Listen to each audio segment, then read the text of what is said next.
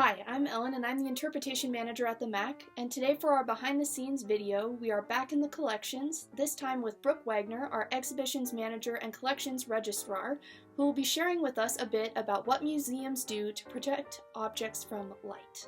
Take it away, Brooke. Light damage is cumulative and irreversible.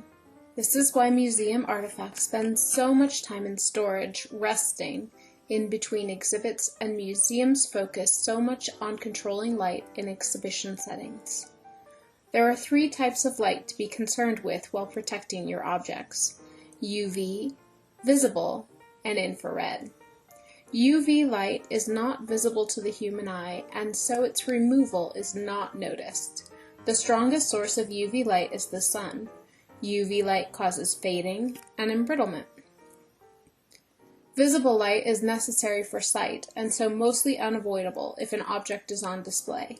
The only way to lessen visible light for an object is to store it in a safe, dark place. Visible light can cause fading and embrittlement as well.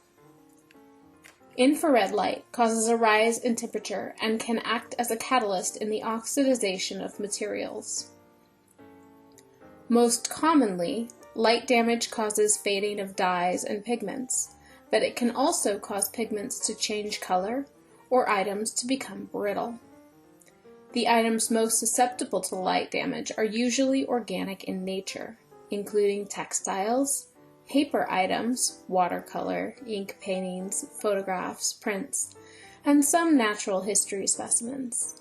The items least susceptible to light damage are inorganic and include metal, stone, glass, ceramic, and most minerals.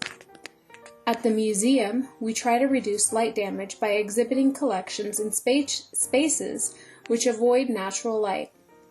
We use LED light fixtures that are dimmable to specified light levels, called foot candles, as well as store our collections in darkened rooms and only expose them to light when we are accessing them or exhibiting them.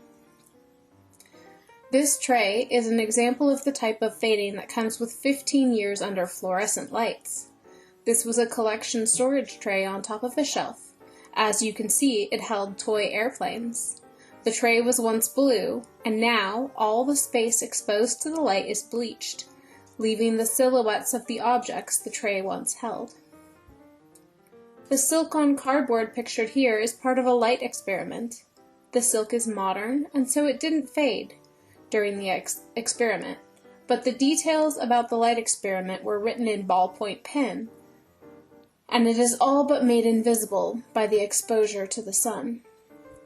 Another item in the light experiment was this painting. You can see the faded images on the side exposed to sunlight for 90 days of exposure.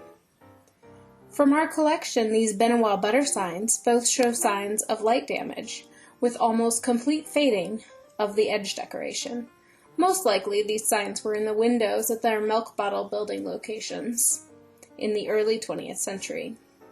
Some methods to reduce light damage at home include making use of window shades or films and filters on windows, decrease the wattage of light fixtures where possible, using light dimmers, rotating objects, eliminating daylight exposure, using low UV light bulbs such as LED rather than fluorescent, using UV filtering sleeves on fluorescent lights, and using UV filtering plexiglass on framed artworks or photographs.